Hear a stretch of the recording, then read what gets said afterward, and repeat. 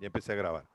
Bueno, Juan Carlos, te doy el pase con la venia de nuestro presidente Daniel. Te doy el pase para arrancar, ya son siendo 4 y 3. Valdemar, igual con todos el recordatorio, por favor, de apagar sus micros. Solamente el audio, por favor, desconéctenlo, silencienlo.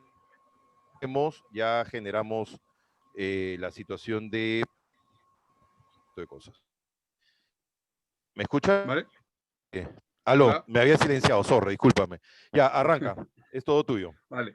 Bueno, buenas noches a todos. Buenas noches en España y buenas tardes en Lima, con el frío ya anunciado y con el calor de la recepción. Voy a hacer las veces, bueno, ya no tiene mucha sorpresa esto porque Jorge se ha adelantado en presentar las credenciales de nuestro invitado de hoy. Voy a hacerles una reseña de quién es el personaje que nos acompaña hoy, ¿no? El doctor William Cárdenas Rubio, ¿no? Es abogado y diplomático en España, en Estados Unidos, las Naciones Unidas y algunos países del Caribe. Tiene una experiencia diplomática de 20 años en diferentes destinos, incluido el Perú, en España, Ecuador, Bolivia, especialmente en las Naciones Unidas por su especialidad. Es especialista en Derecho Internacional Público y Derecho Constitucional. Es profesor en cátedras de Derecho Constitucional y Derecho Internacional Público en la Universidad Rafael Urdaneta, o ha sido entre el 90 y el 94. Es máster en Estudios Superiores Iberoamericanos en la Complutense de Madrid. Tiene una amplia experiencia en tribunales internacionales como especialista en la defensa de derechos humanos y una experiencia de 35 años como abogado y asesor y consultor legal de corporaciones particulares. Para lo que nos compete, es presidente de la Asociación Internacional de Tauromaquia, que es la que concibió y puso en marcha la defensa de la fiesta de los toros como patrimonio cultural inmaterial a través del proyecto Tauromaquia UNESCO, ¿no? Y como guinda del pastel, tenemos, para lo que nos toca, ha sido torero profesional durante más de 15 años con actuaciones en América y Europa, ¿no? Entonces, con ustedes dejo en el uso de la palabra al doctor William Cárdenas Rubio, quienes nos va a ilustrar sobre la defensa de la tauromaquia en la actualidad. William, los Bueno, micros tuyos. muchísimas gracias, Juan Carlos, en primer lugar, por la presentación y en segundo término, por permitirme estar aquí con ustedes, ¿no? Esto obedece a que Juan Carlos y yo hemos establecido un punto de conexión, una relación muy agradable. Cada vez que viene a Madrid, pues siempre tenemos oportunidad de conversar sobre un tema que nos concierne a ambos y que, bueno, forma parte de nuestras aficiones y nuestras querencias, ¿no? Y por otra parte, darle las gracias a los taurófilos de Hacho, ¿no? Yo creo que decir Hacho en la fiesta de los toros es hablar de una categoría muy especial, y ser taurófilo de Hacho es, yo creo que, un signo de identidad que marca muchísimo, que marca dentro del Perú y que marca fuera del Perú. Entonces, para mí,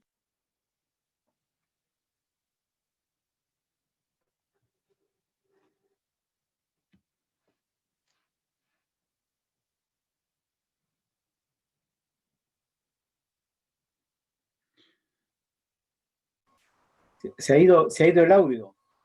El audio de todos. Ya, y ahora sí, ya te escuchamos.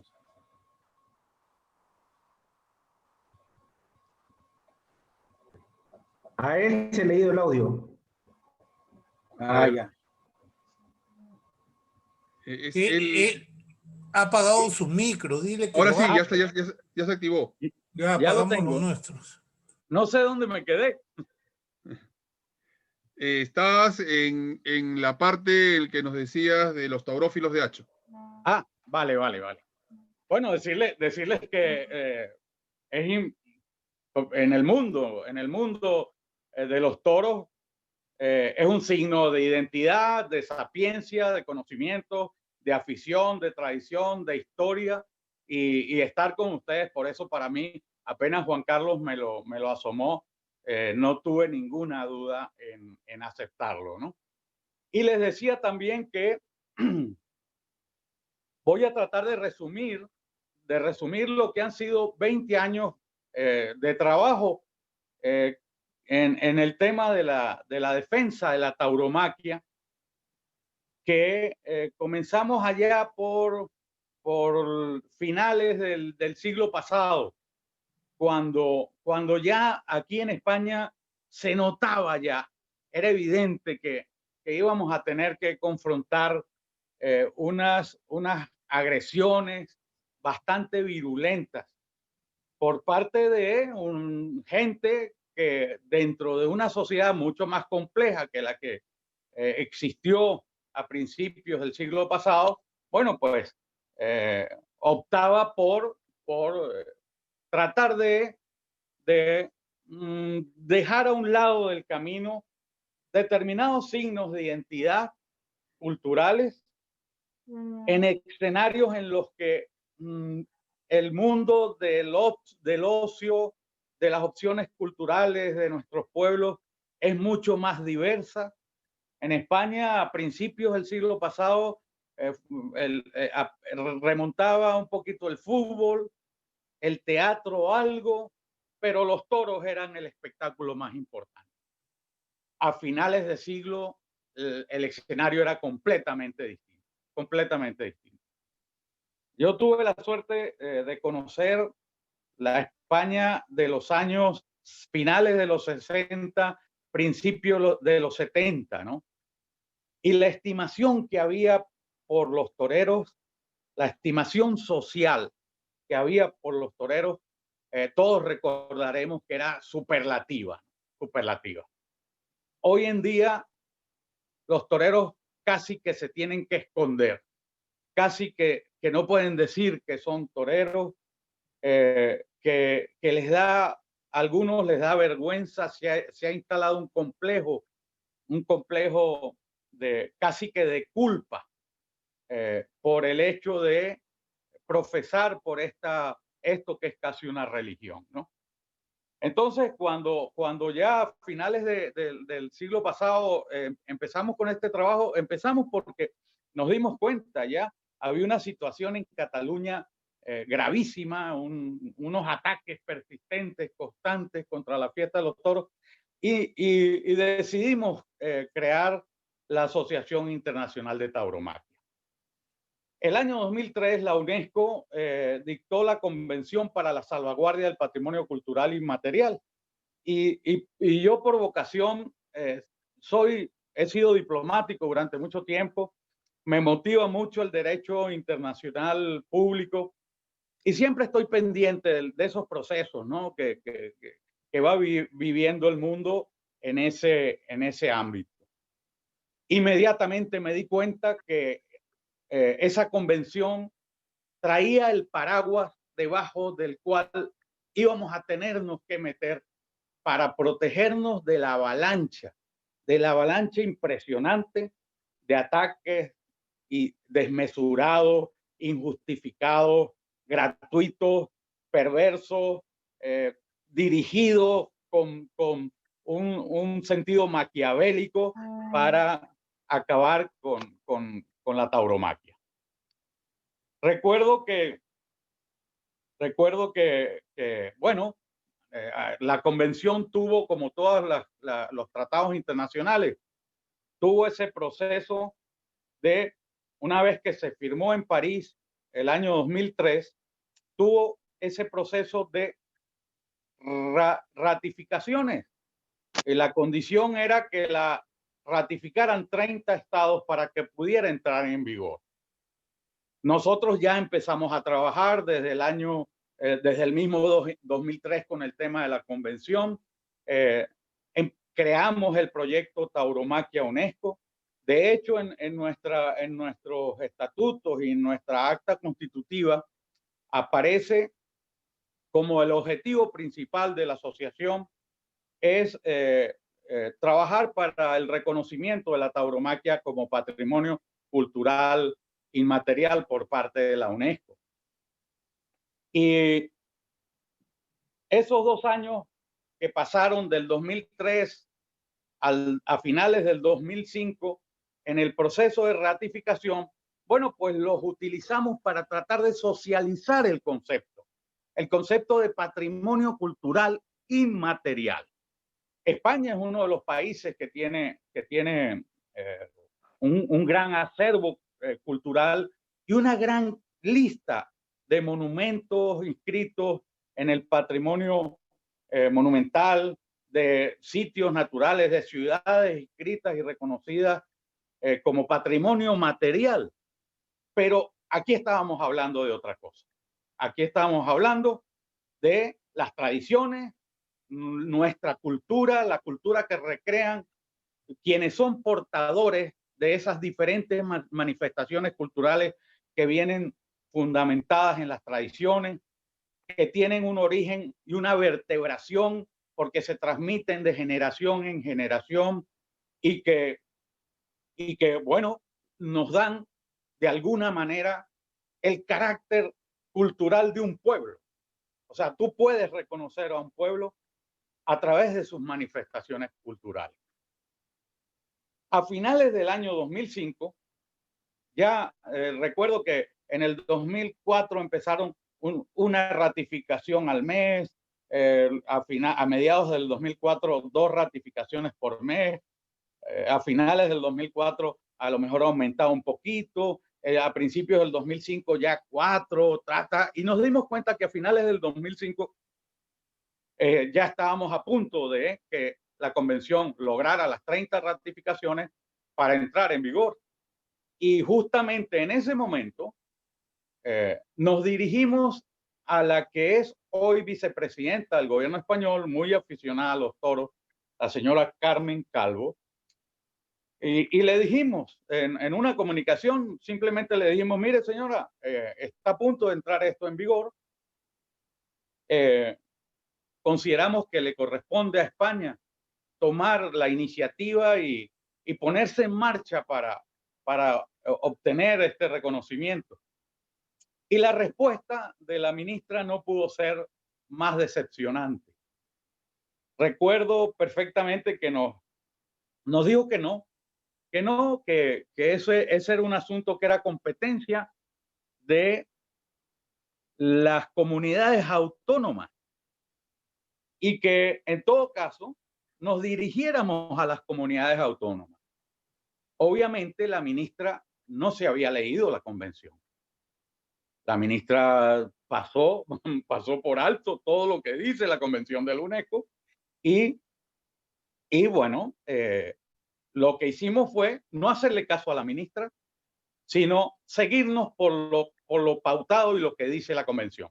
En la convención de la UNESCO basta con que un solo ciudadano, identifique un elemento de su cultura como patrimonio cultural inmaterial de su pueblo para que pueda hacer la solicitud de primero de inscripción en los inventarios nacionales y luego ponerse en marcha para lograr los reconocimientos que corresponden. Entonces, a partir de ese momento dijimos, bueno, nosotros nos vamos entonces a la base. Nos vamos a donde están los ciudadanos, que son los que tienen la potestad de acuerdo a lo que reza la convención. Y efectivamente nos fuimos a los pueblos.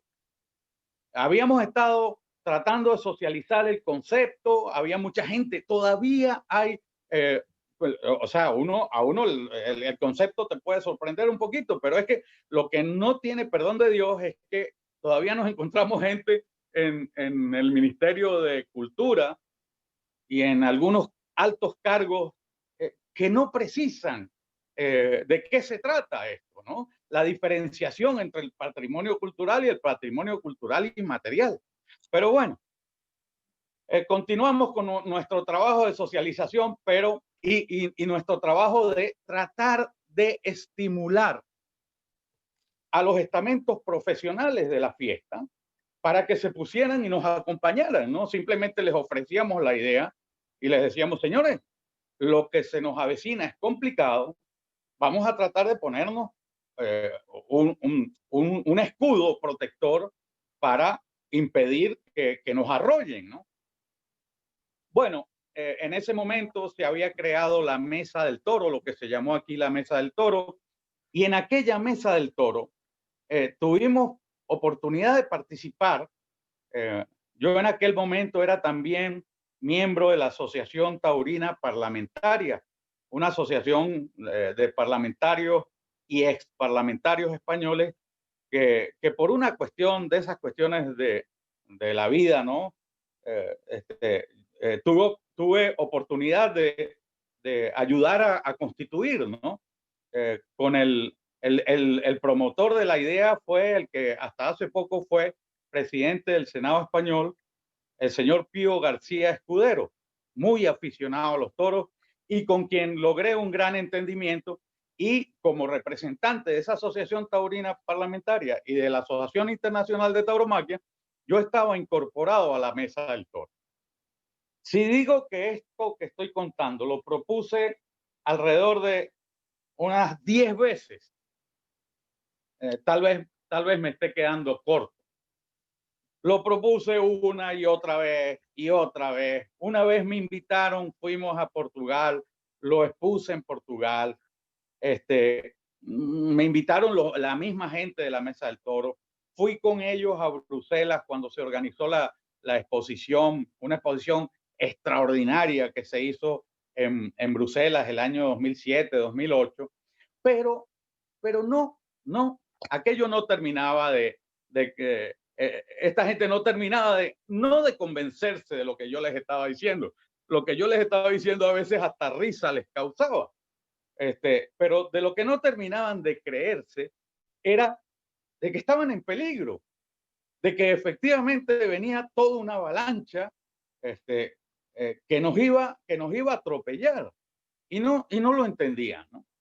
Bueno, nosotros al margen de eso empezamos nuestro trabajo por los pueblos, nos fuimos a los ayuntamientos, hicimos ese trabajo de contacto con los concejales, con los alcaldes, a quienes les pedíamos que tomaran la iniciativa, que la presentaran en los plenos de los ayuntamientos y que las aprobaran. Y así poco a poco nos recorrimos.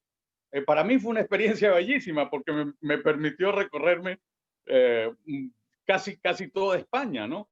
Logramos declaraciones de la fiesta como patrimonio cultural inmaterial de pueblos en más de 30 provincias españolas y en cientos de localidades, de pueblos. Luego lográbamos hacerlos en mancomunidades de municipios y esto nos fue dando un piso que ya les voy a contar por qué a la final resultó extraordinariamente importante. Bueno, así las cosas, llegamos 2007, 2008 y llegamos a un punto, para hacerles breve el relato, un punto que fue el 28 de julio del año 2010. Ese día se produjo la prohibición de los toros en Cataluña por parte de su parlamento. Ese fue un punto de inflexión.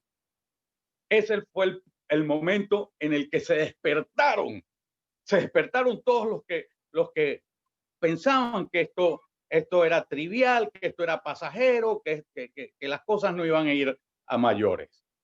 En aquel momento se produjo una reacción. Se produjo una reacción a nivel nacional, pero fundamentalmente se produjo una reacción en Cataluña, una de las ciudades más taurinas de España. Yo recuerdo haber conocido a la Barcelona, esa Barcelona torera.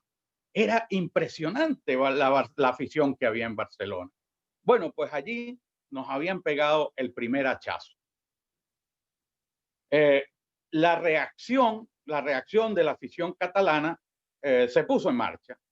Y el año 2011, 2012, después de conversaciones que sostuvimos con la gente de Cataluña mantenía un discurso y nos decían, no, los de Madrid que no intervengan en esto porque van a ser perjudiciales para la causa, porque esto es muy catalán y el conflicto hay que manejarlo aquí en Cataluña.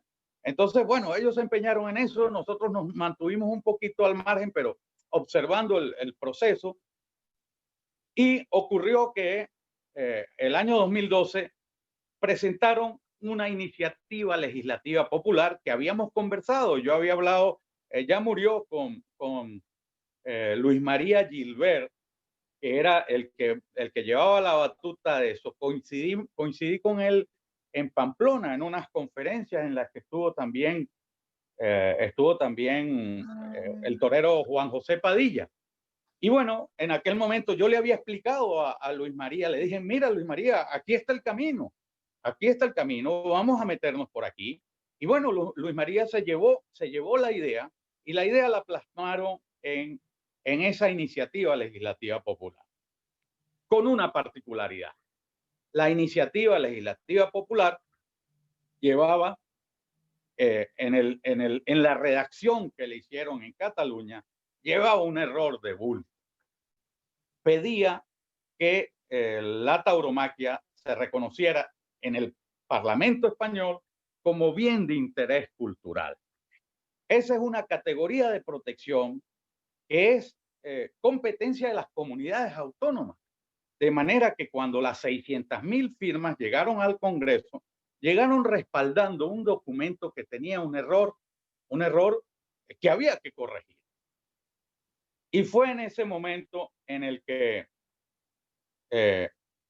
el presidente de la Comisión de Cultura del Congreso, un buen amigo mío y es miembro de la Asociación Internacional de Tauromaquia, que se llama Juan Manuel Albendea, cuando estaban en ese momento de hacer el trabajo de filigrana que había que hacer para cambiar de bien de interés cultural a patrimonio cultural,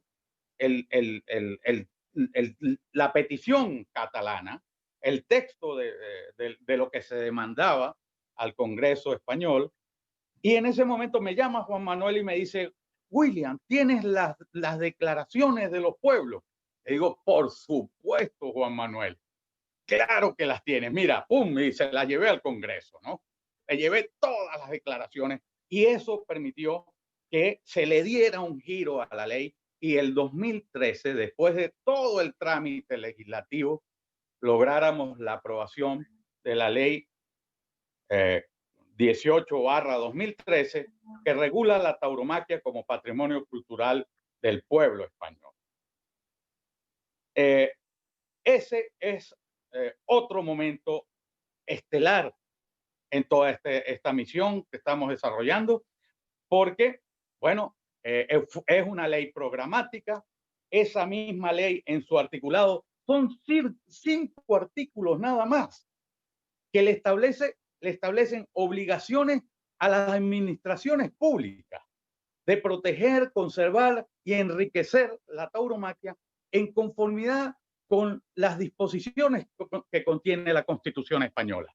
Pero además de eso, resulta que esta ley es programática porque prevé que se dicte la ley de adecuación de la legislación española a la Convención para la Salvaguardia del Patrimonio Cultural Inmaterial.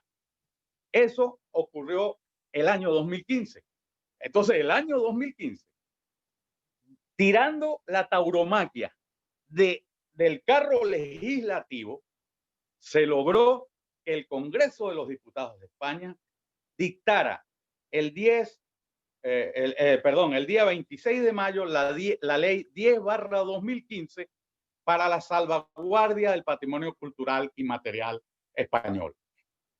Teníamos entonces 2 leyes y con esas 2 leyes, pues por supuesto, ya nos fuimos a la batalla donde había que darla. ¿Dónde había que darla? En los órganos jurisdiccionales, ¿verdad? Había que darla demandando la nulidad de la ley catalana que prohibía los toros en Cataluña y posteriormente han sido las leyes en las que se han sustentado las demandas de nulidad de lo que inventaron, una cosa que se inventaron en las Islas Baleares, que se conoció como los toros a la Balear, y con esas leyes tanto el Tribunal Constitucional, donde se demandó la nulidad, como el Tribunal Supremo, bueno, pues basaron los argumentos que permitieron que se anularan esos intentos prohibicionistas. Con esto les estoy significando algo importantísimo. Si no tuviéramos esas dos leyes ahora mismo en España, la fiesta de los toros podía estar ya camino del cementerio. Han sido las dos leyes las que han impedido que esta administración que se instaló el mes de enero entre dos partidos, el Partido Socialista Obrero Español y el Partido Podemos, que llevaba en su programa electoral y lleva en sus líneas de acción la abolición de la tauromaquia. Bueno, pues si no hubiera sido por esas leyes, nos llevan por delante. Felizmente, llegamos a este punto con una protección legislativa importantísima, importantísima. Yo aquí les quiero hacer un punto y aparte. Nosotros escogimos este camino, tal vez las circunstancias nos condujeron a escoger el camino legislativo para la defensa de la fiesta. Hay tres vías clarísimas y en esto somos totalmente, desde la Asociación Internacional de Tauromaquia, hemos sido totalmente respetuosos de lo que cada país decida dentro de su marco de soberanía. O sea, sería para nosotros completamente inasumible decir algo que pueda contrariar siquiera los principios y los valores dentro de los cuales se maneja cada nación para resolver sus conflictos, ¿no? En este caso es un conflicto que se nos presenta a los ciudadanos, muchas veces con otros ciudadanos y otras veces con las autoridades. Bueno, pues cada país tiene que escoger su camino y nosotros lo respetamos muchísimo. Pero está claro, hay tres caminos.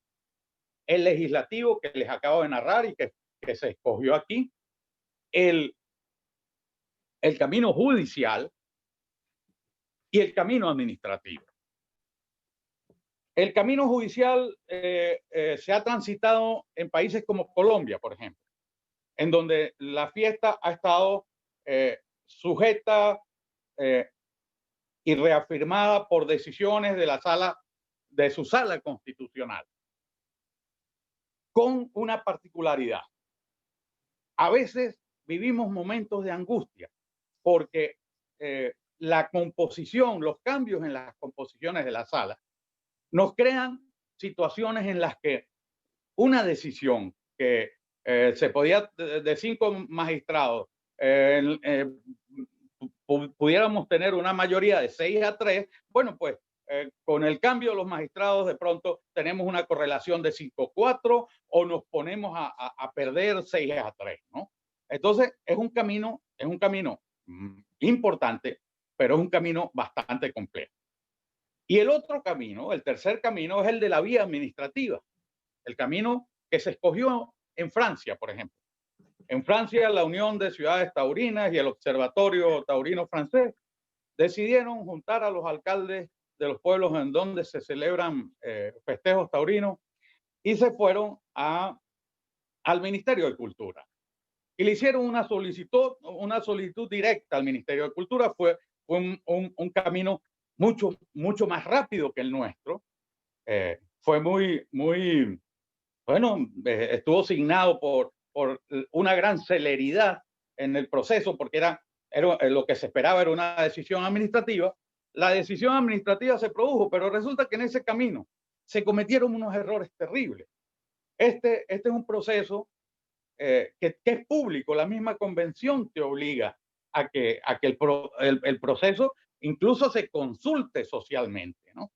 Bueno, pues allí se manejó el tema con un gran sigilo, con la excusa de que los antitaurinos podían dar lugar a muchas complicaciones y poner obstáculos insalvables. Y entonces, bueno, finalmente se pecó de que no se dio cumplimiento a lo que dice la convención. Entonces, aun cuando se aprobó una ficha que se presentó, el Ministerio de Cultura la aceptó, pero al poco tiempo, ahora mismo, el Ministerio de Cultura ha bajado la ficha de la tauromaquia en Francia por una decisión administrativa también. O sea, que es muy endeble ese camino, ¿no? Entonces, nosotros lo que hacemos es recomendar. El nuestro es un camino muy largo, muy tortuoso. Hay que contar saber con qué vas a contar, con qué mayorías parlamentarias vas a jugar para poder tener algunas garantías de éxito. Pero desde luego, si lo logras, te da la tranquilidad, entre comillas, que nosotros estamos viviendo en España. En España, bueno, sí, estos señores están en el gobierno, pero los señores que están en el gobierno, el propio director de Bienestar Animal, que está en el ministerio de Pablo Iglesias, lo ha dicho, él mismo ya públicamente lo ha dicho. Si pudiéramos, acabaríamos con la fiesta de los toros, pero no podemos porque la fiesta tiene una protección legislativa. Les contaba estos detalles porque son importantísimos de cara a lo que el devenir inmediato de la fiesta.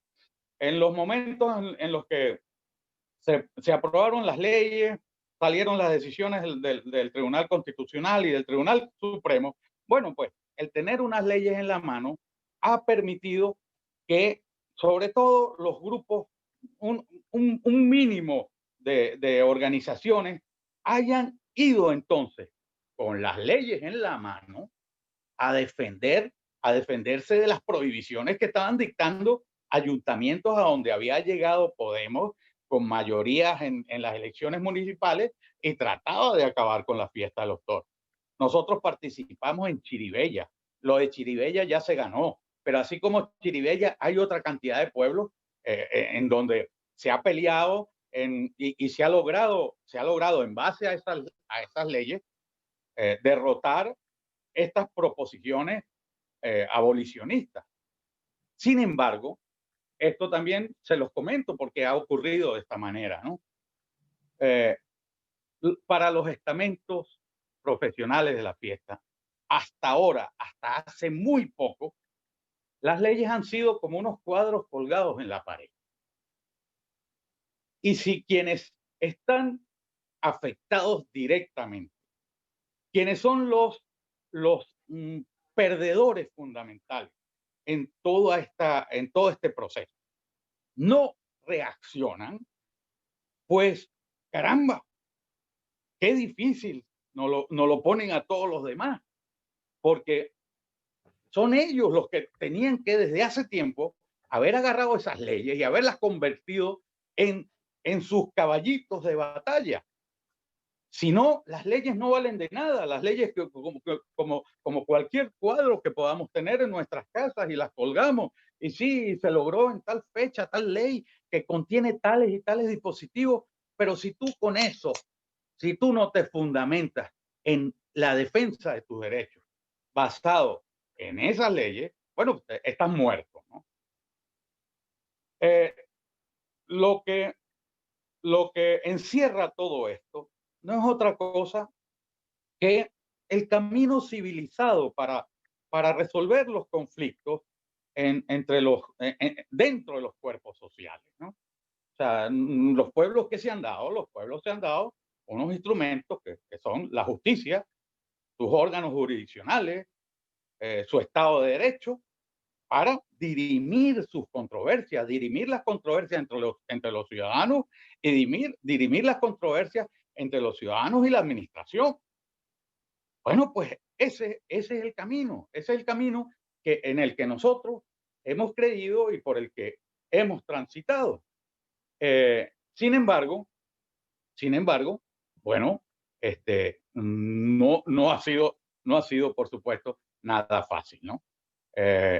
Hay gente que hasta ahora empieza a darse cuenta de que la fiesta de los toros se ha convertido en un instrumento, en un arma arrojadiza para determinados grupos políticos, en un objetivo, hay partidos políticos que han vendido el acabar con la fiesta de los toros como bueno, una propuesta, una promesa para cualquier, para sus votantes, para quienes los respaldan.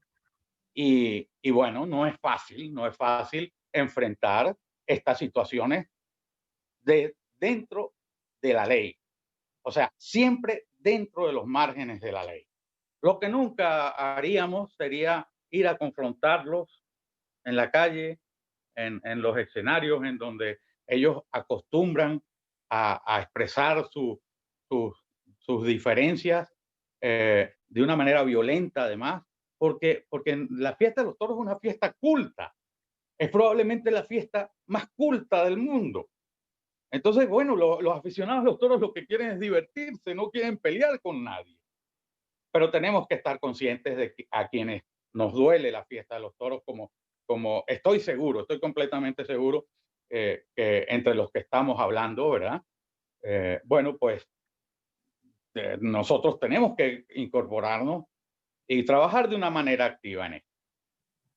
Ese era la parte del origen y de todo lo que nos ha llevado a donde estamos ahorita. Ahora mismo, las circunstancias en España han cambiado considerablemente a peor. Han cambiado a peor, entre otras cosas, por lo que les comentaba hace un momento. Les decía que se instaló un gobierno con una alianza en el que el partido PSOE se está poniendo descaradamente de perfil en todo lo que tiene que ver con la tauromaquia. Y el aliado del gobierno, que es quien mantiene la llave de la gobernabilidad, es claramente un partido que va en contra de la fiesta de los toros. Entonces, a este gobierno que arrancó en enero de este año, se le ha sumado la aparición de la pandemia. Se le ha sumado, digo, porque la aparición de la pandemia ha dado lugar a lo que ya todos conocemos, ¿no? O sea, un absoluto. Hoy aparecieron unas cifras de la cantidad de festejos que se dieron este año en España. Se dieron 85 festejos o algo así. O sea, ahí nos podemos imaginar de lo que ha sido el año taurino. Nosotros ya en marzo, cuando vimos que se suspendieron las fallas, que se suspendió Castellón de la Plana, que ya empezaban las dudas acerca de Sevilla, que ya la empresa de Plaza 1, la que lleva la Plaza de las Ventas, manifestaba preocupación por lo que veía que iba a ocurrir. Bueno, pues en ese momento nos pusimos de nuevo en estado de alarma. El estado de alarma no era solo la pandemia. Para la tauromaquia, el estado de alarma era también, además de la pandemia, un gobierno que va en contra de los toros. Y obviamente, como ya tenemos experiencia de lo que significa acudir a los despachos y que te peguen con una puerta en las narices, optamos por buscar otro camino, buscar un camino fuera de las fronteras españolas. Y con un equipo que tenemos, un equipo de profesionales, expertos en derecho internacional público, en derecho de los tratados, en derecho constitucional, o sea, gente especializada en temas de tratado de negociación y de llevar asuntos ante organismos internacionales, empezamos a pensar en acudir a la UNESCO. ¿Y acudir a la UNESCO en función de qué? Bueno, en función de que España no solo está obligada a proteger la tauromaquia por las leyes que ha dictado dentro del territorio nacional, sino que España ha firmado tratados internacionales como la Convención para la Salvaguardia del Patrimonio Cultural y Material. Esto ya nos colocaba en la necesidad de, bueno, abordar el problema fuera de España, porque aquí sabíamos que nos íbamos a estar estrellando con un gobierno que, bueno, ya hemos visto lo que ha hecho el gobierno. O sea, ha pasado un año y el gobierno simplemente ha estado toreando a los profesionales.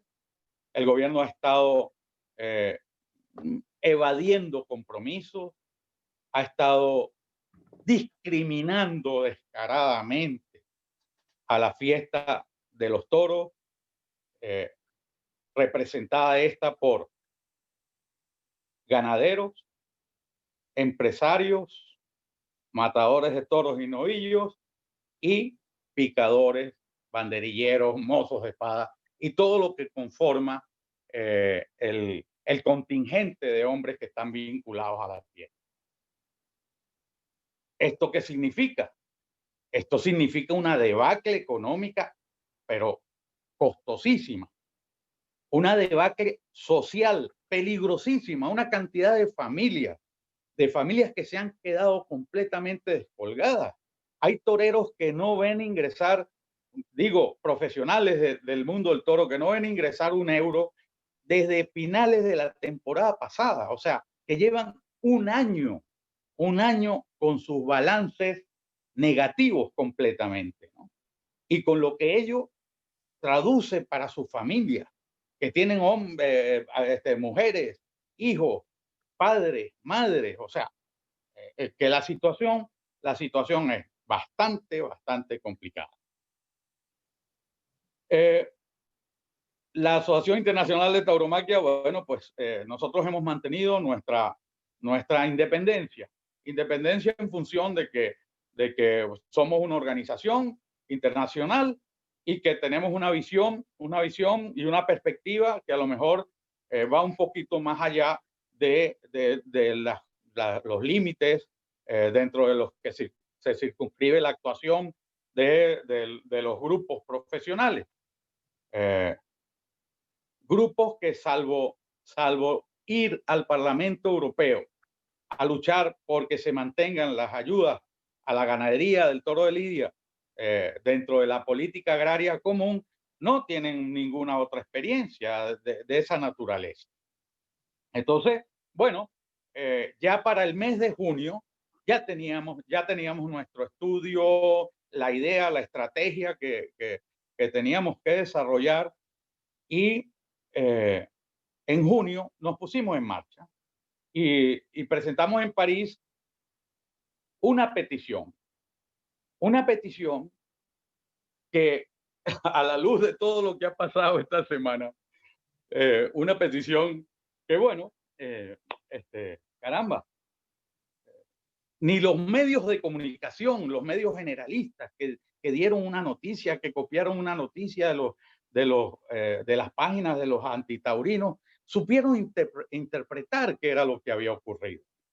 Nosotros el 11 de junio simplemente utilizamos un mecanismo de consulta que está previsto dentro de las normas internas de la UNESCO para decirle llamarle la atención a la organización y decirle: señores, ustedes son el Comité Intergubernamental para la Salvaguardia del Patrimonio Cultural Inmaterial.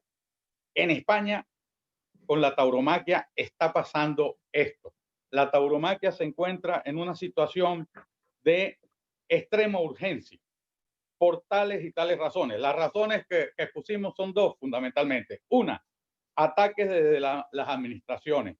Dos, los efectos de la pandemia, con las consecuencias que les acabo de narrar. Y simplemente la UNESCO admitió la petición, recibió nuestra petición, le dio curso, y en el mes de agosto le estaba solicitando al Estado español la consulta sobre lo que nosotros les estábamos planteando. Aquí tenemos que precisar, la UNESCO es una organización creada por un tratado internacional en la que los que son parte, estados, son los estados, se les llama estados partes, que están allí representados por sus embajadores plenipotenciarios. En ningún momento nosotros llevamos adelante ningún procedimiento que tuviera que ver con las candidaturas que le están, son prerrogativas de los estados partes.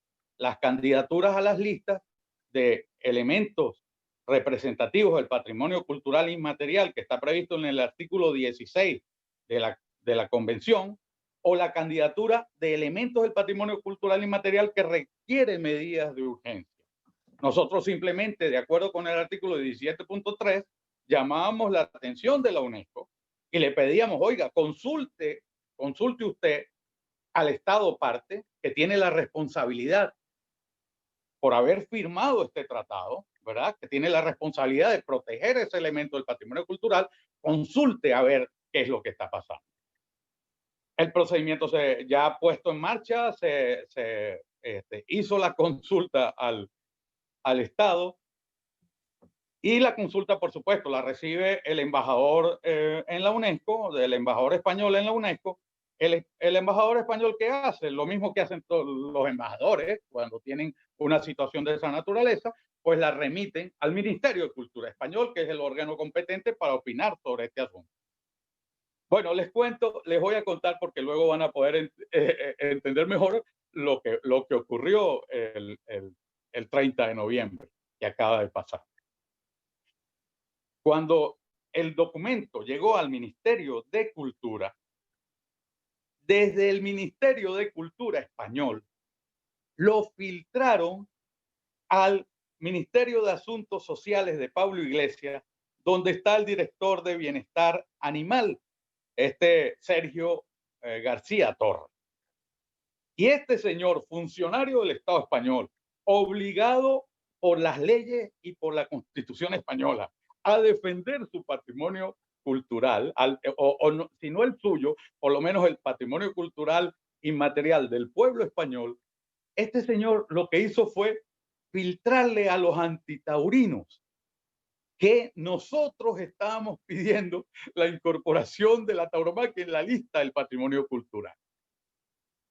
Bueno, ya en septiembre empezaron los antitaurinos con una campaña, mandaron cartas, no sé cuántas cartas a la UNESCO, mandaron, sacaron comunicados, hicieron firmar hasta Federico Mayor Zaragoza, un español que fue secretario de la UNESCO hace unos años. Lo hicieron firmar una petición colectiva. O sea, ya en septiembre se estaba armando el alboroto. El día 11 de septiembre, el último día que tenía España para dar respuesta a nuestra petición, se presenta el embajador español con una comunicación que le dirige al Comité Intergubernamental para la Salvaguardia del Patrimonio Cultural, una comunicación en la que hace algo que es histórico. Es el primer reconocimiento internacional de la tauromaquia como patrimonio cultural inmaterial del pueblo español. O sea, el embajador en su documento de respuesta le dice a la UNESCO, le dice, no, un momento. Nosotros estamos, por supuesto, obligados por la Convención de Salvaguardia para el Patrimonio Cultural Inmaterial, y nosotros hemos protegido la tauromaquia con dos leyes. La tauromaquia forma parte de nuestro sello de identidad. Bueno, dice cosas, yo me tomé la molestia de tener el documento porque tal vez dicho por mí se pierden cosas, ¿no? Pero me voy a permitir leérselos muy rápido, ¿no? Dice el embajador, que es el embajador es el representante plenipotenciario de España ante la UNESCO, ¿no? Dice, en respuesta a su carta del pasado 6 de agosto, le transmito la siguiente información. España, como Estado parte de la Convención, vela por la salvaguardia de la tauromaquia dentro de su territorio, por ser una de las tradiciones culturales más arraigadas a nuestra historia y a nuestra identidad colectiva. Por ello, tiene una ley propia relativa a su salvaguardia, concretamente la Ley 18/2013, en la que se recoge que la tauromaquia forma parte del patrimonio histórico y cultural común de todos los españoles en cuanto a actividad enraizada en nuestra historia y en nuestro acervo cultural común, como así lo demuestran las partidas de Alfonso X el Sabio, ya que en el siglo XIII contemplaban y resguardaban esta materia y regulaban esta materia. Esto es interesantísimo, lo que viene. Las fiestas o espectáculos taurinos incluyen no solo a las corridas de toros, sino a un numeroso conjunto de tradiciones y festejos populares vinculados al mundo del toro, que a su vez comprenden lo que hoy entendemos por tauromaquia. Todo esto es signo de identidad colectiva y ello justifica que su preservación corresponda y competa a todos los poderes públicos. Además, la normativa regula que la tauromaquia es un sector profesional adscrito al ámbito de las industrias culturales en su modalidad de patrimonio cultural. Esto que nosotros no sabíamos que iba a ocurrir, ocurrió. Y ocurrió el día 11 de septiembre. Este es un hecho incontrovertible, en primer lugar, porque está otorgado ante el órgano competente en la UNESCO. La UNESCO es la organización internacional que regula los temas culturales, ¿verdad? Pero además está otorgado ante el Comité Intergubernamental para la Salvaguardia del Patrimonio Cultural. O sea, el órgano receptor es el competente, pero quien otorga la declaración es el embajador representante del Reino de España ante la UNESCO. O sea, este es un documento que contiene un reconocimiento rotundo de la tauromaquia como patrimonio cultural fuera de la frontera española. Claro, era esto algo insólito porque bueno, nadie, ni nosotros mismos no lo esperábamos. El embajador no se detiene ahí. El embajador va más allá y empieza a desarrollar. El documento lo tenemos, lo hemos circulado, está en las páginas nuestras, ¿no?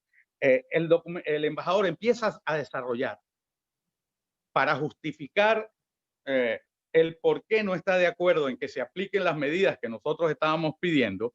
Empieza a decir que el gobierno de España ha tomado una cantidad de medidas, de ayudas, de créditos con condiciones financieras muy favorables, y hace todo un relato, hace una descripción que no les voy a leer porque es una descripción bastante extensa de por qué el gobierno español ha tomado toda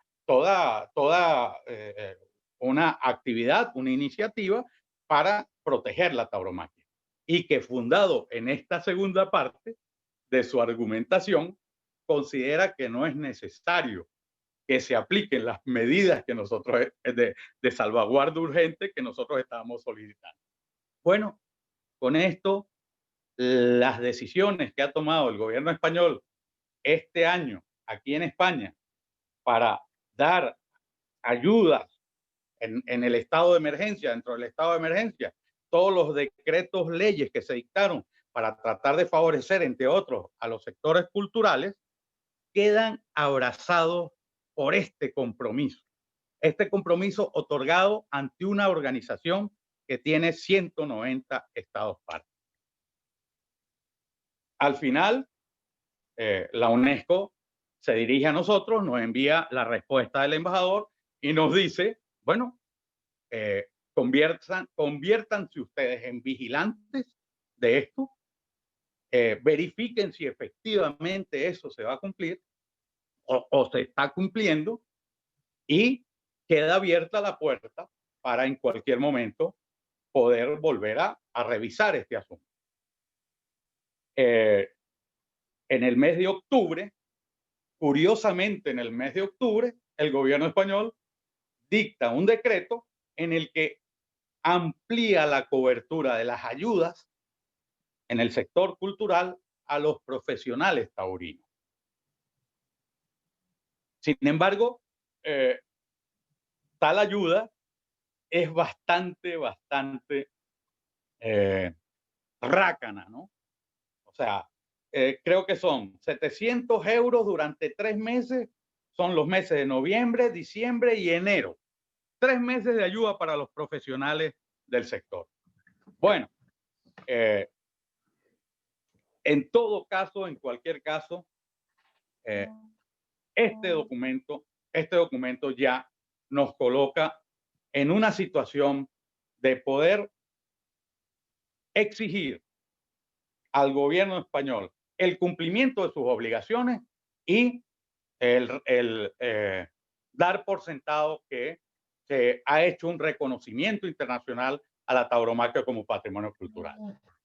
Cuando todo esto está ocurriendo, los antitaurinos, a finales de noviembre, la UNESCO saca la lista de las candidaturas que se han seleccionado para ser sometidas a aprobación por la UNESCO como patrimonio cultural inmaterial el año que viene. Y cuando los antitaurinos ven que no está la tauromaquia, dicen, ¡ah! La UNESCO rechazó la tauromaquia como candidata a la lista representativa del patrimonio cultural inmaterial. Y en sus páginas empiezan a sacar información. Y aquí viene la segunda parte de esta historia. Resulta que de las páginas de los antitaurinos se cuelgan los medios generalistas españoles vinculados con partidos de izquierda. Se cuelga El País, se cuelga el diario.es, El Confidencial. Perdón, ¿puedo seguir? ¿Aló? Sí, Hola. sí. Ajá. Se cuelgan todos esos medios de comunicación y el lunes de esta semana generaron una noticia que era espantosa, ¿no? La UNESCO rechaza la tauromaquia como candidata al patrimonio, a las listas del patrimonio cultural inmaterial. Algo que era completamente falso porque no tenía nada que ver con el trabajo que nosotros habíamos hecho. Durante todo este tiempo nosotros simplemente habíamos manejado toda esta historia con muchísima discreción. ¿Por qué? Porque, bueno, es lo que obliga cuando estableces un vínculo de esta naturaleza con un organismo internacional. O sea, no eres tú quien tiene que filtrar informaciones. Nosotros estábamos conscientes de que teníamos que mantener la discreción y entre otras razones por la condición que nos habían atribuido de vigilen ustedes qué es lo que va a pasar y en cualquier momento el tema se puede volver a revisar. Bueno, detrás del País, El País publicó por la mañana la noticia de los antitaurinos, pero qué vergüenza. Un medio de esta importancia simplemente colgó la misma información que producían los portales antitaurinos, ¿no? Claro, en su afán, porque en el fondo tienen un afán, están vinculados a estos grupos que quieren acabar con la fiesta de los toros, y bueno, vieron aquello como si hubiera salido el sol 2 veces, ¿no? El lunes. En horas del mediodía, El País se da cuenta que ha cometido un error y porque en esto no solo se equivocaron los antitaurinos, ¿no? Sino que también algunos taurinos con mala forma, ¿verdad? También se llevaron su revolcón porque se fueron ¿cómo es que se llama? Al País, por ejemplo, al País le informó François Zumbil y les dijo que era que nosotros habíamos presentado una candidatura a destiempo, sin fundamento, sin expediente, Dios mío, ¿y qué estaría pensando este señor, no? O sea, y entonces hizo que El País se equivocara una segunda vez. A las 6 de la tarde, la UNESCO emitió de sus fuentes oficiales, emitió una aclaración en la que decía que no se había presentado ninguna candidatura y que no se había tomado ninguna decisión sobre la tauromaquia. No, todavía estamos esperando que nos pidan disculpas. André Viaron, otro, ellos, aquí les voy a hacer una acotación para tratar de evitar que estas cosas, como quisiéramos que no pasaran, ¿no? Algunos, estos señores están como que, no sé, les puede un tema nacionalista y su conflicto con España es de estar siempre por encima de los españoles y dicen que la tauromaquia nació fue en Francia y no en España y tienen unas exposiciones que demuestran que en las cuevas de no sé dónde fue donde el primer registro que hubo de la tauromaquia está originado allí y siempre les puede ese afán nacionalista. La fiesta de los toros es un arte universal que puede ser entendido por cualquier persona, independientemente de su origen, de su condición social, de su formación, cualquier persona, así como cualquiera de nosotros puede apreciar una obra de Botero, le puede gustar o no le puede gustar, o una obra de Dalí, o una obra de Velázquez, o una obra, es así, tan sencillo, y la puede apreciar un chino y un australiano, o sea, aquí el tema de la pasión esa nacionalista causa bastantes problemas. Y aquí estos señores se llevaron un revolcón porque no tenían ni idea. Y yo creo que todavía no tienen ni idea de qué fue lo que hicimos nosotros en la UNESCO. Ahora mismo, bueno, pues estamos ya preparando en la asociación dos cuestiones fundamentales, ¿no? Por un lado, queremos ofrecerle este instrumento a los estamentos de la fiesta en España para que bueno, pues de alguna manera quienes están siendo afectados por esos actos de discriminación puedan utilizar estos instrumentos, este documento. Este documento, la única manera que pueda ser revertido este documento es que abroguen las leyes que protegen la tauromaquia en España. Esa sería la única manera en la que este documento perdería su fuerza, ¿verdad? Lo otro es, bueno, que es un instrumento que puede ser presentado ante las administraciones españolas, ante los órganos jurisdiccionales españoles y ante los organismos internacionales. O sea, en los conflictos que pueda vivir la tauromaquia fuera de España, este documento puede ser perfectamente presentado ante esos organismos. Entonces, por un lado, estamos dirigiendo nuestra idea, invitación. Se lo estamos, si el documento ya lo hicimos público, simplemente se los estamos remitiendo para que las personas que puedan verse afectadas por todos estos atropellos, bueno, pues lo tomen como instrumento base de sus reclamaciones. Por otra parte, esto que ha ocurrido nos abre también un espacio que no está limitado a lo que está pasando en España. Todos los países taurinos están viviendo una situación, si no parecida, pues en mayor medida que los afecta más o menos.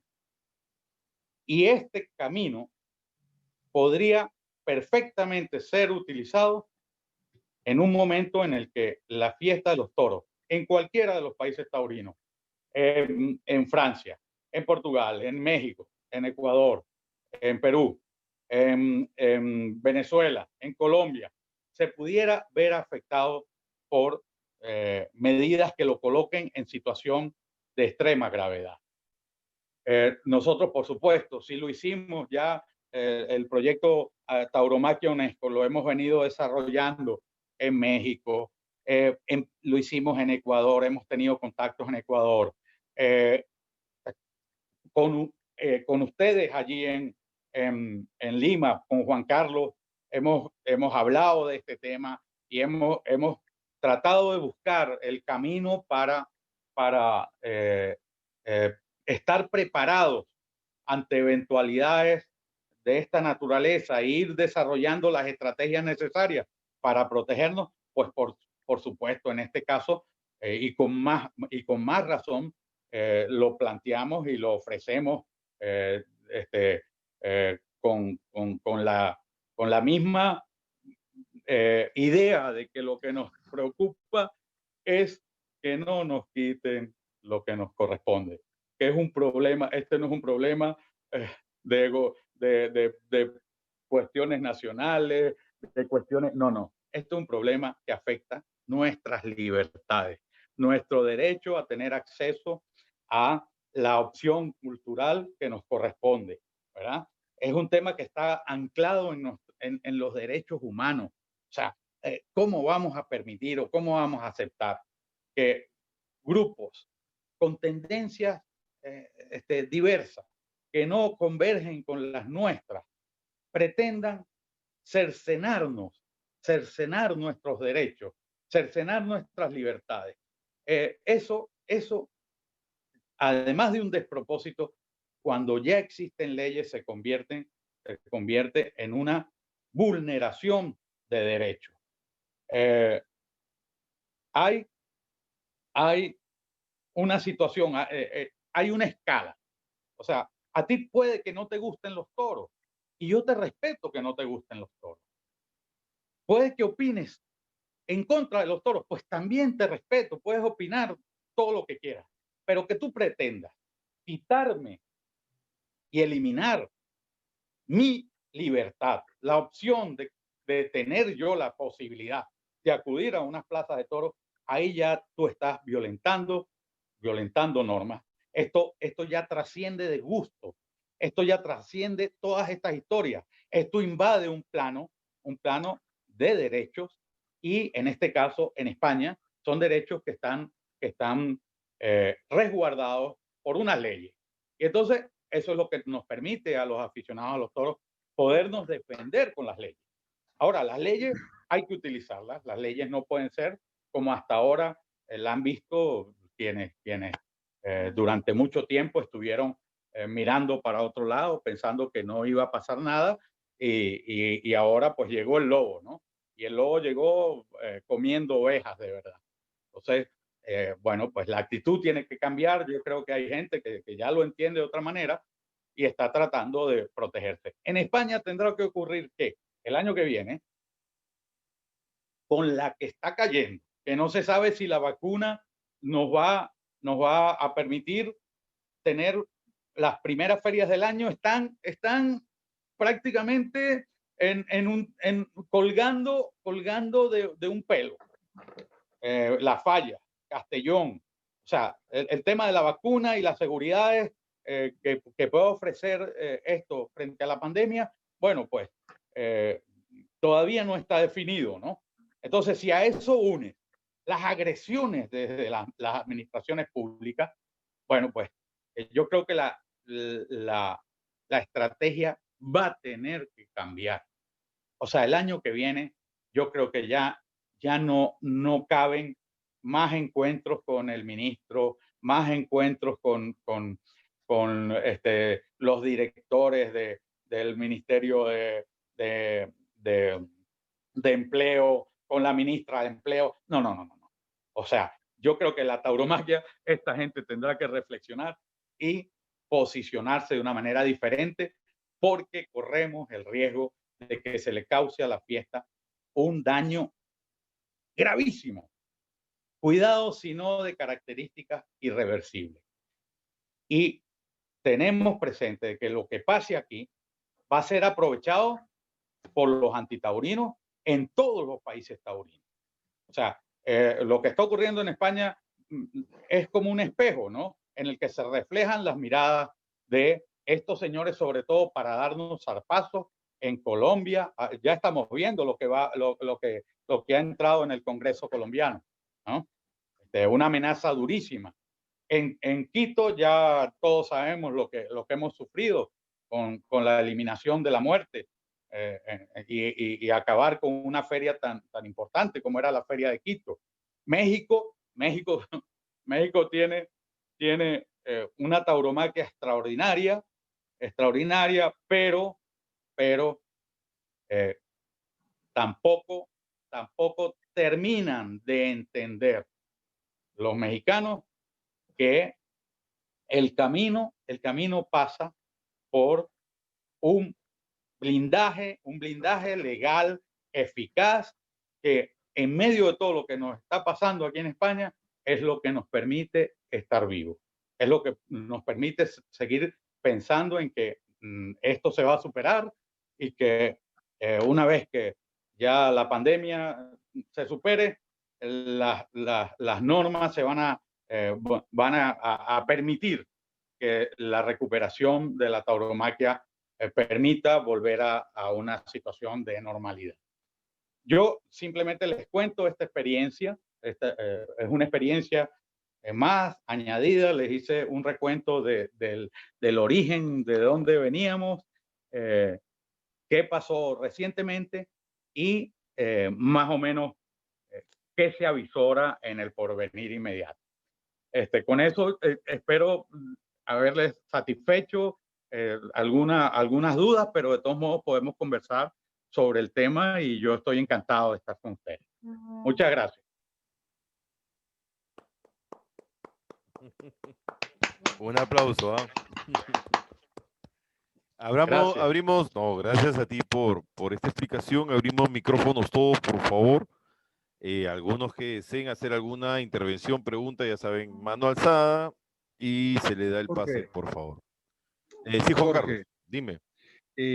Antes de pasar a las preguntas y las interrogantes y las inquietudes que nos ha dejado en el terreno y nos ha llamado al ruedo William tan amablemente, quiero agradecerle, felicitarlo por la cruzada que está encabezando, y sobre todo por las luces que nos está dando en el marco que creo que no hemos recibido nosotros en todo este tiempo que estamos alertados del peligro que se nos viene encima.